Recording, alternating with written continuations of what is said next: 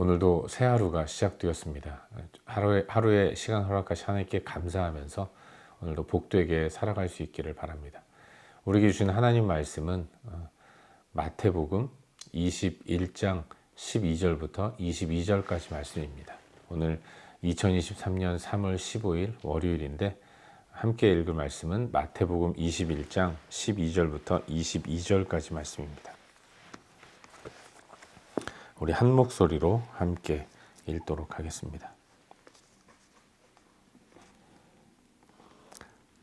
함께 읽겠습니다. 예수께서 성전에 들어가사 성전 안에서 매매하는 모든 사람들을 내쫓으시며 돈 바꾸는 사람들의 상과 비둘기 파는 사람들의 의자를 둘러 엎으시고 그들에게 이르시되 기록된 바 내 집은 기도하는 집이라 일컬음을 받으리라 하였거늘 너희는 강도의 소굴을 만드는도다 하시니라.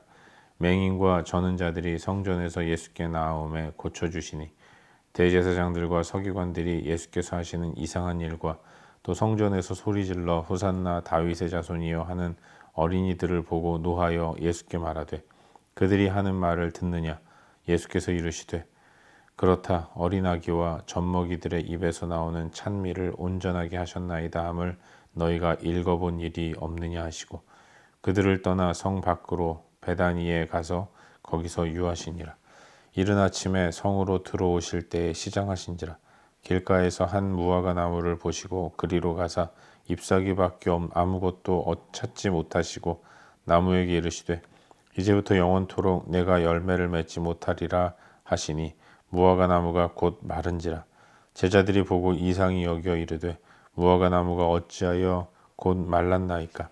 예수께서 대답하여 이르시되 내가 진실로 너에게 이르노니 만일 너희가 믿음이 있고 의심하지 아니하면 이 무화과 나무에게 된 이런 일만 할 뿐 아니라 이 산더러 들려 바다에 던져지라 하여도 될 것이요 너희가 기도할 때 무엇이든지 믿고 구하는 것은 다 받으리라 하시니라. 아멘. 우리는 요즘 새벽 시간을 통해서 계속해서 마태복음 말씀을 함께 묵상하고 있습니다. 오늘은 어제 이어서 방금 읽은 말씀인 이 마태복음 21장 12절부터 22절까지의 말씀을 살펴보는 가운데 우리에게 주시는 은혜와 도전들을 함께 나누기 원하는데요. 우리 주님이 어린 나귀 새끼를 타시고 예루살렘으로 입성을 하셨습니다. 오늘 묵상하는 본문은 그렇게 입성하신 예수님께서 예루살렘에서 벌이신 여러 가지 일들과 행적들을 기록하고 있는 것입니다.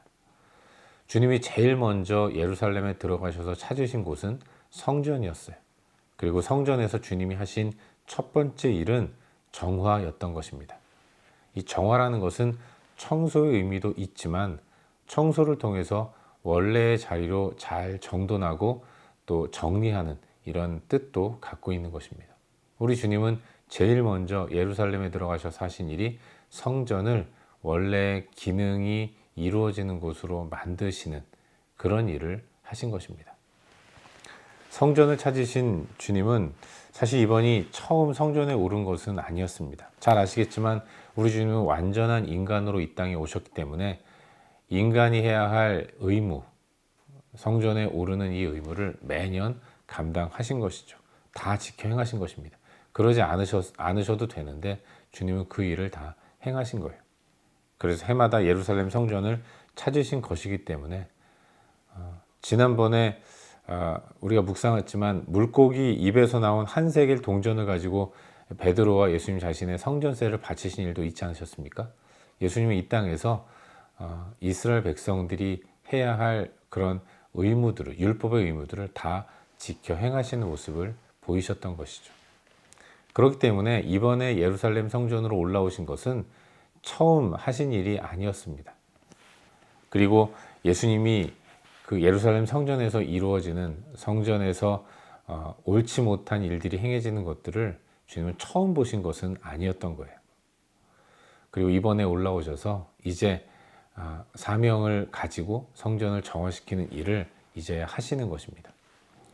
성전은 제 기능을 잃어버렸어요. 성전은 기도하는 집이고 하나님 백성들이 하나님 앞에 나와 기도로 하나님과 교통하고 교제하는 곳이어야 함에도 불구하고 당시의 성전은 기도하러 모이는 백성들을 이용해서 사리사욕을 챙기는 사람들이 너무나도 많이 있었던 것입니다. 부차적인 것이 주가 되어서 정말로 이루어져야 할 일들이 주목받지 못하는 상황들, 이게 바로 왜곡인 것이죠.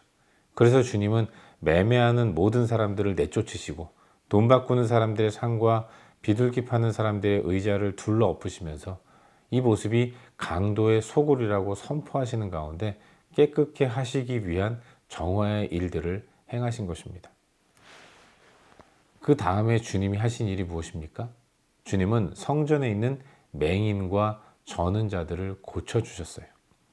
맹인과 저는 자들, 그들은 육신의 연약함을 가지고 있지만 그 연약함으로 스스로 연명할 수 없어서 성전에 올라오는 사람들에게 손을 벌리며 구걸하는 그런 모습을 보이는 사람들이었습니다.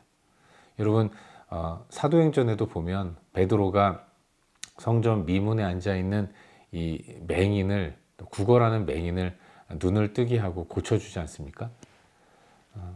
결국 그리고 또 성전에 있는 그 앉은 뱅이를 또 일으켜주지 않습니까? 성전에서 눈 멀고 저는 자들은 하나님의 자비를 구하기보다는 하나님의 자비를 구하기 위해 올라오는 사람들에게 손을 벌리는 그런 모습을 가지고 있었던 것이죠. 그렇게 하나님을 바라보지 못하고 사람들을 의지하고 사람들로 인해서 소망을 찾으려고 하는 맹인과 저는 자들, 그런 자들이 예수님이 정화시킨 성전의 모습이라고 말할 수 있는 것입니다. 예수님은 그런 맹인과 저는 자들을 고쳐주심으로 예수님만이 참된 소망이 되신다는 사실을 이렇게 보여주신 거예요. 사람들은 맹인과 저는 자들이 보게 되고 걷게 되는 모습을 바라보면서 어린 아이들이 다윗의 자손이 하면서 찬양을 합니다. 그런데 그 소리를 들은 성전에서 주인 행세하는 대제사장들과 서기관들이 영 이것이 못마땅했던 것이죠. 그래서 예수님께 항의를 하는 것입니다. 당신은 이 소리를 듣지 못합니까? 이렇게 항의를 할 때 우리 주님은 그들을 오히려 꾸짖으면서 너희들은 구약의 예언의 말씀을 듣지 못하였느냐? 생각하지 못하느냐? 라고 말씀하시면서 어린아기와 젖먹이들의 입에서 나오는 찬미를 온전하게 하셨나이다 라는 이 시편 8편의 말씀을 상기시키면서 저들의 어리석음을 꾸짖고 계신 것입니다. 그 후에 주님은 성 밖으로 나가서 베다니에서 하루를 지내시게 되는 것이죠. 다음 날 아침 주님이 다시 예루살렘 성으로 들어오십니다. 그때 아침에 시장하셔서 길가에 있는 무화과 나무에서 열매를 구하시면서 열매를 먹기 위해 무화과 나무로 다가오셨는데 하지만 무화과 나무는 잎만 무성할 뿐 열매가 없었던 것이죠. 주님은 이례적으로 그 무화과 나무를 저주하십니다.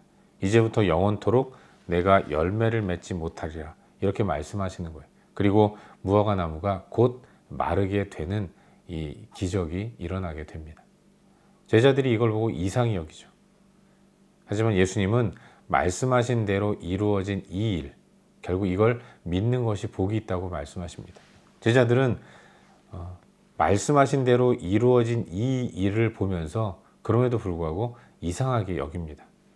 하지만 주님은 이걸 통해서 믿음의 기도를 가르쳐 주시는 거죠. 믿음이 있고 의심하지 않으면 예수님 말씀하신 이 일, 무화과 나무가 곧 마르는 이 일뿐만 아니라 산을 던져서 바다에 던지는 일도 일어나게 될 것이다 라고 말씀하세요.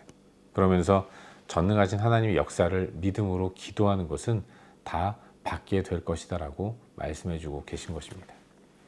이것이 오늘 우리가 묵상하고 있는 본문의 전반적인 내용이죠. 그리고 오늘 이 말씀 가운데서 오늘도 두 가지 정도를 함께 살펴보는 가운데 우리의 기도 제목으로 삼고 또 함께 기도하기를 원합니다.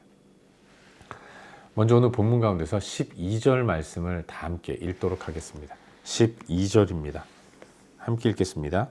시작. 예수께서 성전에 들어가사 성전 안에서 매매하는 모든 사람들을 내쫓으시며 돈 바꾸는 사람들의 상과 비둘기 파는 사람들의 의자를 둘러 엎으시고. 아멘. 오늘 본문은 예수께서 예루살렘에 들어가셔서 하신 첫 번째 일을 기록하고 있습니다. 함께 읽은 말씀이 바로 그 일이에요. 여러분, 주님이 예루살렘에 들어가셔서 제일 먼저 하신 일이 무엇입니까? 그것은 바로 성전을 정화시키는 일이었다는 것이죠. 여러분, 누군가 무엇을 할 때는, 어디에 가서 어떤 일을 할 때에는 가장 먼저 꼭 하고 싶은 일을 하는 것 아니겠습니까? 우리 주님은 어린 나귀 새끼를 타시고 예루살렘으로 들어가셨어요. 그런데 예루살렘에 들어가셔서 가장 먼저 하고 싶으셨던 일, 하셔야 했던 일, 그게 바로 성전에 들어가시는 일이었던 것입니다. 그리고 예수님이 성전에 들어가시는 데는 목적이 있었어요. 그건 바로 성전에서 온전히 이루어져야 할 일을 다시금 회복시키시는 일이었던 것입니다. 그간의 성전은 왜곡된 모습으로 세상에 비춰졌습니다. 모두가 다 그러려니 당연하게 여기는 그런 일들, 성전에서 매매가 이루어지고 그 가운데서 하나님으로 기뻐하는 것이 아니라 쌓여지는 물질과 돈으로 행복하고 기뻐하는 사람들이 계속해서 많이 늘어났던 것이죠. 하나님을 바라보지 못하고 육적인 만족과 기쁨을 얻으려고 하는 사람들이 성전 안에 가득했던 것입니다.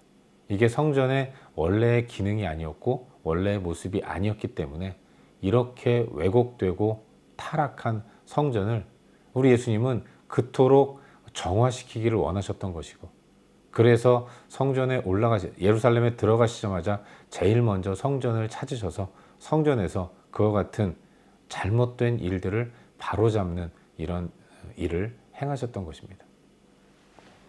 사랑하는 여러분, 우리 주님이 예루살렘에 들어가셔서 제일 먼저 하신 이 일, 이것은 심판이었다고 말할 수 있습니다. 그리고 이 심판의 첫 번째 대상은 성전에서 사리사욕을 취하는 그런 사람들이 첫 번째 심판의 대상이었다는 것을 묵상해 보게 되는 거예요. 그리고 이 일을 통해서 우리 주님이 이 땅에 심판주로 재림하시는 그날 가장 먼저 심판의 대상이 되는 것이 그동안 하나님 믿는다 하면서 하나님을 믿지 않는 이런 왜곡되고 변질된 신앙생활하는 그런 악한 자들을 하나님이 심판하실 것이다 라는 생각을 한번 해보게 됩니다. 여러분, 우리 예수님의 예루살렘 입성은 이제 마지막 날 이 땅에 내려오신 예수님 모습을 머릿속으로 그려보게 됩니다. 주님이 이 땅에 오시는 날 과연 나는 떳떳한 모습으로 하나님 앞에 설 수 있을까, 이런 생각을 해보게 되는 것이죠. 언제 주님이 오실지 모르는데 나는 주님 앞에서, 주님이 내 마음에 성전을 만들어 주셨는데 내 마음의 성전은 과연 하나님 앞에서 어떤 모습으로 비춰질까, 이런 생각을 묵상해 보게 되는 것이죠. 바라기는 우리의 마음이 심판받는 본문 속 성전의 모습은 아닌가를 깊이 한번 돌아보며 살아갈 수 있기를 주의 이름으로 축원합니다.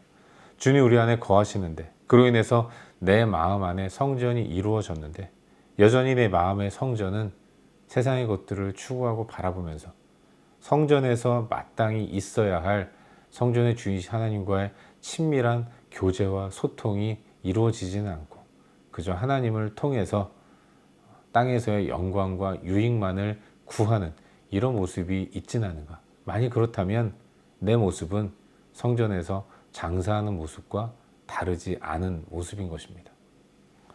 오늘 하루 내 마음의 모습들을 깊이 한번 돌아보는 가운데 원래의 성전의 기능을 회복하기 위해 주 앞에 엎드리는 그런 모습이 있기를 바랍니다. 오늘도 그렇게 성전의 주인이신 예수 그리스도를 깊이 묵상하면서 성전에서 이루어져야 할 원래의 기능이 주님과 깊은, 하나님과의 깊은 교제라는 사실을 묵상하고 주님과의 교제에 힘쓰는 그런 복된 하루를 사는 우리 모두가 될 수 있기를 주의 이름으로 축원합니다. 한 가지만 더 묵상하기를 바라는데, 오늘 본문 가운데서 19절 말씀을 함께 읽도록 하겠습니다. 본문 19절입니다. 우리 함께 읽겠습니다. 시작. 길가에서 한 무화과 나무를 보시고 그리로 가사 잎사귀밖에 아무것도 찾지 못하시고 나무에게 이르시되 이제부터 영원토록 내가 열매를 맺지 못하리라 하시니 무화과 나무가 곧 마른지라. 아멘. 예수님께 책망을 받은 무화과 나무는 잎만 무성하고 열매가 없는 유대주의를 그대로 보여주는 것입니다. 겉으로 보기에는 뭔가 소망이 있는 것 같죠. 소망을 줄 것 같습니다. 그래서 사람들은 모여드는 거예요. 하지만 막상 찾아가면 아무것도 줄 수 없는 것. 그게 바로 유대주의이고, 이 유대주의는 인본주의의 최대치입니다. 유대주의는 인간에게 스스로의 힘으로 하나님의 의를 만족시킬 수 있다고 이야기합니다. 그게 유혹인데, 그래서 율법의 모든 의무를 다 지켜 행함으로 하나님 앞에서 의로운 삶을 살고 그리고 구원을 쟁취하려는 이런 모습을 가지라고 도전합니다. 하지만 그런 유대주의의 도전 앞에서 그게 진짜 소망인 줄 알고 달려가는 모든 사람들은 절망하는 거죠. 절망함에도 불구하고 그걸 절망으로 인정하지 않고 더욱더, 좀 더, 조금 더 하면 뭔가를 이룰 수 있다는 잘못된 소망을 놓지 않고 계속해서 나가는 것입니다. 그 가운데서 마음은 강팍해지고 또 사람들에게 베풀 수 있는 여유도 사라지는 것이고 그 가운데서 점점 무너져 내려가는 것. 어떠한 소망도 붙들 수 없는 것이 유대주의인 것입니다. 바로 그 유대주의의 모습을 그대로 보여주는 것이 잎만무성한 무화과 나무인 거죠. 그 무화과 나무가 예수님에 의해서 저주를 받아서 곧 메마른 것처럼 인본주의의 모든 것들은 다 하나님의 심판으로 완벽하게 무너져 내릴 것이라는 사실을 이 본문을 통해서 다시 한번 깨닫게 되는 것입니다. 사랑하는 여러분, 우리의 삶에도 스스로 무엇인가를 해내려는 모습들로는 어떠한 소망도 가질 수 없다는 사실을 잊지 말고 기억해야 합니다. 내 힘으로는 절대로 아무것도 이룰 수 없다는 것을 깊이 깨닫고 그 가운데서 진정한 열매를 얻을 수 있는 유일한 길은 하나님 앞에 엎드리는 것 밖에는 없다는 사실을 우리는 잊지 말아야 하는 거예요. 오늘도 그렇게 풍성한 열매를 준비하시고 베풀어 주시는 진정한 소망 되시는 예수 그리스도를 붙들므로 말미암아서 거짓된 소망을 주는 이 무화과 나무 같은 것들의 마음을 빼앗기지 않고 오직 하나님만 의지하고 바라보며 믿음으로 나아가는 저와 여러분, 우리 모두가 될 수 있기를 주의 이름으로 축원합니다. 기도하겠습니다. 함께 기도할 때 주신 말씀 붙들고 기도하기로 하는데요. 하나님, 오늘도 열매 맺는 삶을 살 수 있도록 도와주시옵소서. 열매 맺는 삶은 주님으로부터 밖에는 오지 않는다는 사실을 잊지 않게 하시고 하나님과의 풍성한 교제로 인한 즐거움을 붙들고 살아갈 수 있도록 도와주시옵소서. 이 시간 말씀 붙들고 함께 기도하기로 합니다. 또 계속해서 기도할 때에 우리의 중보가 필요한 많은 영역들을 위해서 간절히 기도하시고 그리고 각자 개인적인 기도 제목까지 기도하시다가 일상의 삶의 자리로 나아가도록 하겠습니다. 함께 기도합시다.